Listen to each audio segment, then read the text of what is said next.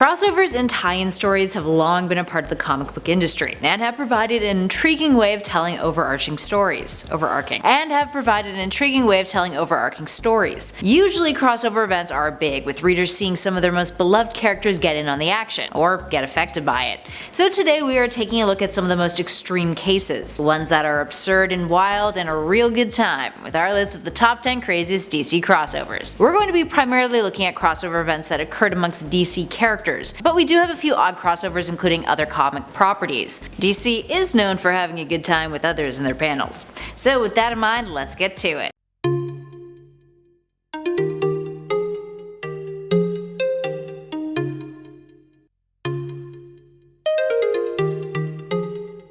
And at number 10, Flash of Two Worlds. By normal day standards, Flash of Two Worlds is by no means crazy, but back at the time when it first came out, it blew readers' minds. It is, after all, the start of the DC multiverse, and arguably the concept of multiverses in mainstream comics in general. It's considered to be a landmark comic book in which we first see Earth 2, and the concept of the multiverse is introduced. As the story goes, Carmine Infantino drew the cover of the famous issue, and Julius Schwartz, the editor at the time, came up with the concept of introducing Earth 2 as home of all of DC's Golden Age heroes. Infantino was trying to screw with him, and Schwartz was like, nah man, let's do this. So the story sees the Silver Age Flash, Barry Allen, teaming up with the Golden Age Flash, Jake Garrick. It would spawn annual crossovers between the two worlds in Justice League of America's comics, which eventually led up to the major event Crisis on Infinite Earths. And at number 9, the Amalgam Universe. Those of you familiar with our channel and any of our alternate lists will recognize this crossover. In 1996, DC vs. Marvel was released, a crossover between the two industry giants that featured various characters from each universe duking it out with one another. Aquaman fought Namor.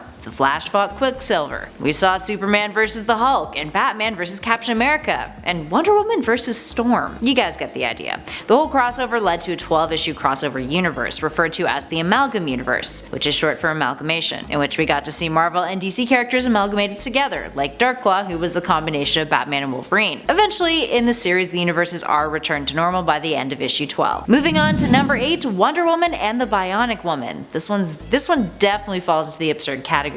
So back in the late 70s, there used to be a television show called The Bionic Woman, which was a spin-off of another series from that era called The $6 Million Man, all about a dude who had been turned into a cyborg thanks to an experimental surgery. The Bionic Woman had a revival series back in 2007, but it did not do so well, which makes this crossover event even more curious. In 2012, a comic book series came out from Dynamite Entertainment in which the Bionic Woman teamed up with Linda Carter's Wonder Woman of the 70s TV series. It was called Wonder Woman 77 Meets the Bionic Woman. For those of you who grew up watching those two shows, there's definitely novelty there, but the strangest thing of all is the fact that this came out decades and decades and decades after both these characters had fallen out of the public eye significantly. We're talking about the 70s TV series Wonder Woman, not modern day Wonder Woman of the comics or the DCEU. Moving on to number 7, the death of Superman. Despite being my own personal most disliked story event ever, the death of Superman contains a whole lot of crazy crap in it, aside from Superman dying, being resurrected, and of course DC ruining death in comics forever. From 1992, this crossover event saw the Man of Steel going head-to-head with Doomsday and Metropolis. The two punch each other to death, quite literally, and everyone thinks Superman is dead. We got to see a whole lot of issues from other comics in the DC universe featuring the reactions of other characters to Superman's death. In the aftermath, a bunch of false Superman imposters come out of the woodwork, some of which stir up a whole lot of trouble, including destroying Coast City, the home of Green Lantern Hal Jordan. That then spawns a whole nightmare of a plot in which Hal Jordan uses his power ring to try to reconstruct and resurrect the city, only for the Green Lantern Corps to call him out on misusing it, which leads to him going on a rampage and murdering them all. That was eventually retconned somewhat to reveal that Hal Jordan was just,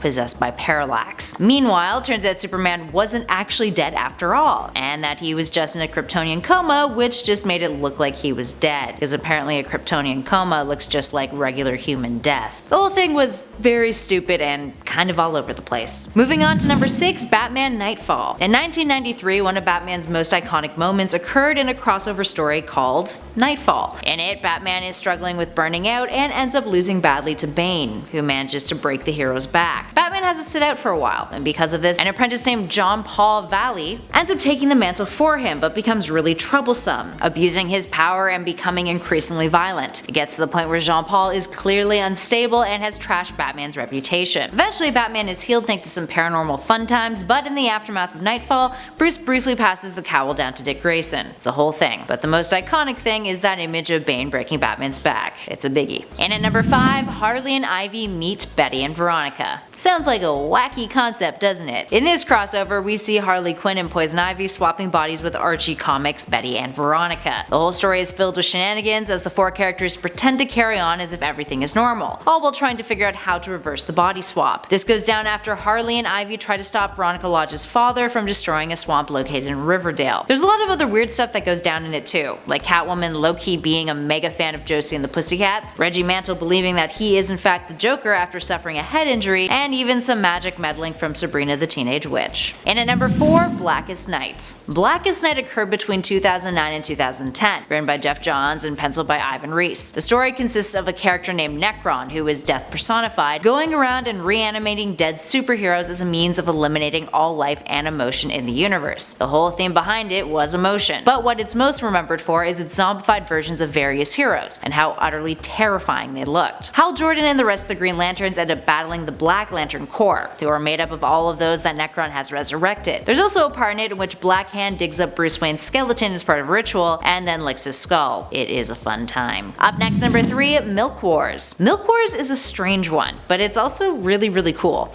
It's a crossover between DC's Prime Timeline and their Young Animal imprint, and came out in 2018. According to the creative team behind it, which included My Chemical Romance frontman and Umbrella Academy creator Gerard Way, the inspiration for the series was how Milk's wholesomeness could sometimes be a bad thing. Take from that what you will. In this series, we see an omnipotent corporation called Retcon, which is quite funny, stealing stories and reconfiguring them for new markets, who twist some of the most iconic DC characters into different versions of themselves. This includes Superman as a murderous milkman, Batman as a vigilante priest, and Wonder Woman as Wonder Wife. It's revealed that Retcon's plans is to take all of the DC Universe heroes and make them into puppets, but when they don't manage to secure a sale to a buyer, Retcon attempts to refresh the DC Universe entirely, wiping out the continuity. Talk about meta. And at number 2, Dark Knight's Metal. Another recent crossover event, Dark Knight's Metal, which is spearheaded by creative dream team Scott Snyder and Greg Capullo, introduced a crazy concept to the DC multiverse. We're talking the Dark Multiverse, a place that was home to a bunch of negative Earths in which terrible things had happened, including the creation of a slew of corrupt Batman alternates. Batman stumbles upon it when he's tinkering with some strange metals that he's found from his journeys over the years. From the Red Death, an amalgamated version of the Flash and Bruce Wayne, to the Drowned, a female version of Bruce Wayne who had bioengineered herself to have Aquaman's abilities and rule Atlantis, there were a lot of scary possibilities that the Dark Multiverse showed us. The whole storyline was that a demonic entity named Barbados wanted to consume the regular multiverse and destroy it, and its mission was led by a Batman alternate that's arguably one of the scariest DC creations to date, the Batman Who Laughs. The result of Batman killing the Joker and inhaling the toxin released from the Joker's body. That Batman goes insane, inheriting all of the Joker's craziness and desire for chaos, and ends up going on a massive killing spree. He ends up killing all of his allies in the Bat family, he turns his Robins into rabid dogs on leashes,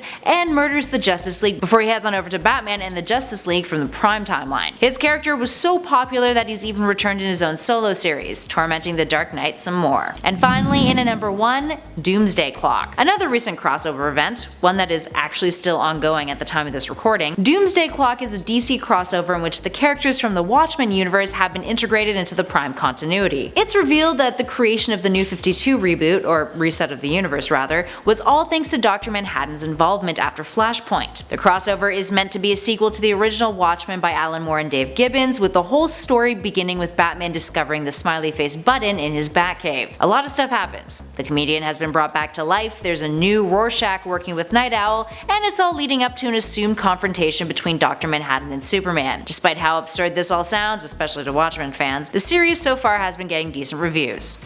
So hey, maybe it will surprise us. Alright, there we have it friends. Which of these do you think is the craziest crossovers? What other crossover events should we have included on this list? Share your thoughts with us in those comments below. If you dug this video, spread the love, hit that like button, and don't forget to subscribe to Top 10 Nerd for more lists just like this one. And hey, make sure you hit the bell notification button so you never miss another list. In the meantime though, thanks for watching friends. I'll catch you on the next video.